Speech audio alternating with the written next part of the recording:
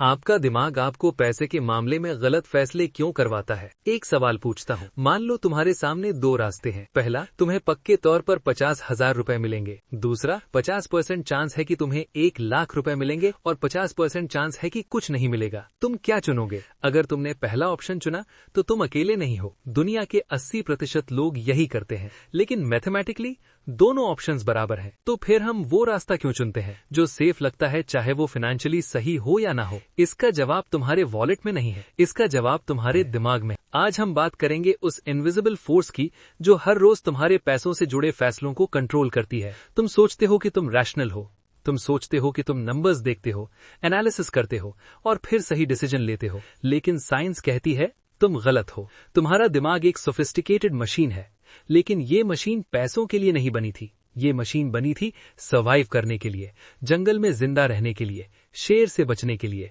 और वही मशीन आज तुम्हारे स्टॉक मार्केट के डिसीजंस ले रही है। वही मशीन तुम्हें बता रही है कि ये फ्लैट खरीदो, ये बिजनेस मत करो, ये लोन लो। और इसीलिए हम चूकते हैं। 1970 का दशक था। दो साइकोलॉजिस्ट्स डैनियल kahneman और एमोस ट्वर्स्की एक बेहद अजीब एक्सपेरिमेंट कर रहे थे। वो लोगों से सिंपल सवाल पूछते थे, पैसों के बारे में, रिस्क के बारे में, चॉइसेस के बारे में। और हर सिंगल बार लोग वो जवाब देते थे जो इकोनॉमिकली लॉजिकल नहीं था।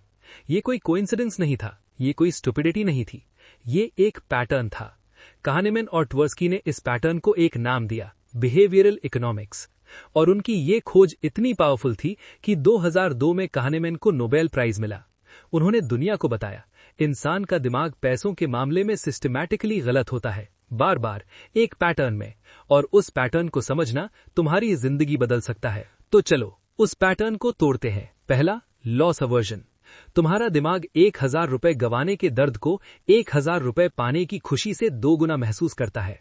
सोचो, अगर कोई तुम्हारी जेब से 500 रुपए निकाल ले और कोई दूसरा तुम्हें 500 रुपए दे, क्या तुम इक्वली खुश और दुखी होगे? नहीं। लॉस का दर्द हमेशा ज्यादा होता है। और यही कारण है कि लोग घाटे में चल रहे स्टॉक्स को बेचते नहीं, क्योंकि जब तक बेचा नहीं, लॉस रियल नहीं लगता। दिमाग कहता है थोड़ा और रुको, रिकवर हो जाएगा। लेकिन वो स्टॉक गिरता रहता है और तुम रुके रहते हो। ये लॉस अवर्जन है। दूसरा, द संक कॉस्ट फैलेसी। मान लो तुमने एक बिजनेस में 5 लाख रुपए लगाए, 2 साल हो गए, बिजनेस चल नहीं रहा। अब तुम्हारे सामने 2 रास्ते हैं। पहला, बंद करो, नुकसान एक्सेप्ट करो। दूसरा, और 2 लाख लगाओ, शायद टर्न अराउंड हो जाए। और तुम क्या करते हो? ज्यादातर लोग और पैसा लगाते हैं। क्यों? क्योंकि दिमाग कहता है इतना पहले से लगा दिया, अब कैसे छोड़ें। यही संक कॉस्ट फैलेसी है। जो पैसा जा चुका वो जा चुका, वो फ्यूचर डिसीजंस में फैक्टर नहीं होना चाहिए, लेकिन दिमाग उसे छोड़ता नहीं। तीसरा, प्रेजेंट बायस। तुम्हारा दिमाग आज की 100 रुपए को कल की 150 रुपए से ज्यादा वैल्यूएबल मानता है। इसीलिए लोग सेविंग नहीं करते, इसीलिए लोग रिटायरमेंट प्लान नहीं करते। अभी एंजॉय करो, बाद में देखेंगे। ये सोच नेचुरल है, ये एवोल्यूशनरी है।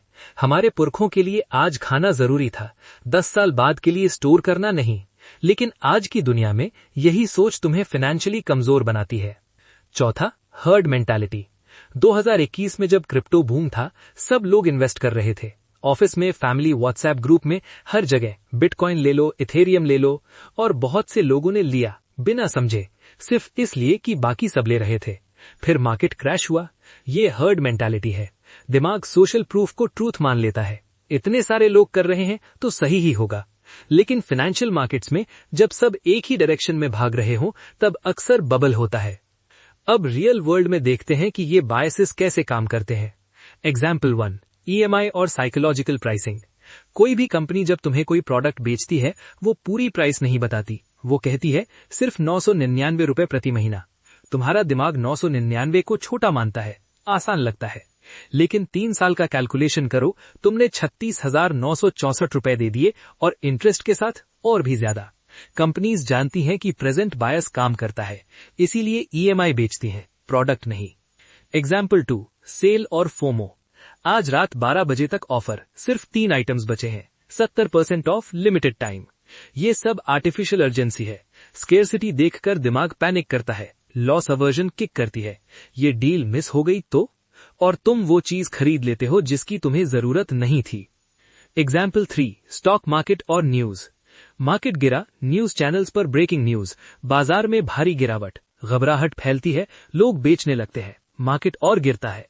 लेकिन एक्चुअली में यही वो टाइम होता है जब वॉरेन बफेट जैसे लोग खरीदते हैं। वॉरेन बफेट का फेमस कोट है, जब दूसरे डरे तब ग्रीडी बनो, जब दूसरे ग्रीडी हो तब डरो। वो यही कर रहे हैं, दूसरों के साइकोलॉजिकल बायसेस का फायदा उठा रहे हैं। अब वो ट्विस्ट जिसके बारे में कोई नहीं बताता, ये सब biases, loss aversion, sunk cost, present bias, ये सब तुम्हारी कमजोरी नहीं है, ये तुम्हारी इवोल्यूशन की जीत है। लाखों साल पहले जो इंसान रिस्क से डरता था वो जिंदा रहता था। जो आज के खाने को ज्यादा वैल्यू देता था कल के वादे से, वो सर्वाइव करता था। जो ग्रुप के साथ चलता था वो सेफ रहता था। ये बायसेस उन्हीं इंसानों की लेगेसी है जो जिंदा बचे। जो डरे नहीं वो शायद शेर का शिकार बन गए। लेकिन प्रॉब्लम ये है कि उस जंगल में जो रूल्स थे वो आज के फाइनेंशियल वर्ल्ड में काम नहीं करते। आज का जंगल अलग है। यहाँ शेर नहीं है, यहाँ इन्फ्लेशन है, EMI है, मार्केट वॉलेटिलिटी है। और उस पुराने दिमाग से इस नए जंगल में सर्वाइव नहीं बल्कि थ्राइव करना है। तो करें क्या? 3 सिंपल चीजें। पहली, अवेयरनेस। सिर्फ ये जानना कि ये बायसेस एग्जिस्ट करते हैं, 50% प्रॉब्लम सॉल्व हो जाती है। अगली बार जब तुम कोई फाइनेंशियल डिसीजन लो, रुको, एक सवाल पूछो खुद से, क्या मैं ये डिसीजन लॉजिक से ले रहा हूं या फियर से? दूसरी, ऑटोमेट करो। SIP क्यों काम करता है? क्योंकि तुम्हें हर महीने डिसीजन नहीं लेना पड़ता। ऑटोमेट करने से प्रेजेंट बायस और हर्ड मेंटालिटी दोनों कमजोर होती है। जब मार्केट गिरे, तुम्हारी SIP ऑटोमेटिकली खरीदती रहती है, तुम्हें कुछ नहीं करना। तीसरी, रूल्स बनाओ पहले से। वॉरेन बफेट का रूल है, अगर कोई स्टॉक खरीदने के बाद 10 साल तक मार्केट बंद हो जाए तो भी वो कंफर्टेबल होने चाहिए। रूल्स प्रीसेट करते हैं कि अगर ये हो तो मैं ये करूंगा, पैनिक में नहीं, काम मोमेंट में। यही डिफरेंस है एक एवरेज इन्वेस्टर और एक स्मार्ट इन्वेस्टर में। ये स्क्रिप्ट यहीं खत्म होती है, लेकिन तुम्हारी फाइनेंशियल जर्नी यहां से शुरू होती है। सबसे डेंजरस इल्यूजन ये है कि हम सोचते हैं कि मैं तो रैशनल हूं, ये बायसेस मुझ पर लागू नहीं होते। यही सोचना सबसे बड़ा बायस है। दुनिया के सबसे स्मार्ट लोग, इकोनॉमिस्ट्स, प्रोफेसर्स, CEOs, ये सब भी इन्हीं बायसेस के शिकार होते हैं। कहानी में खुद कहते थे, मैंने पूरी जिंदगी इन बायसेस को स्टडी किया, फिर भी मैं खुद इनसे नहीं बच पाता। तो गोल ये नहीं है कि तुम परफेक्ट बन जाओ, गोल ये है कि तुम अवेयर रहो, थोड़ा रुको, थोड़ा सोचो, क्योंकि पैसा तुम्हारे पास है, लेकिन उसके डिसीजंस तुम्हारा दिमाग ले रहा है। और अब तुम जानते हो वो दिमाग कैसे सोचता है, बाकी तुम पर है।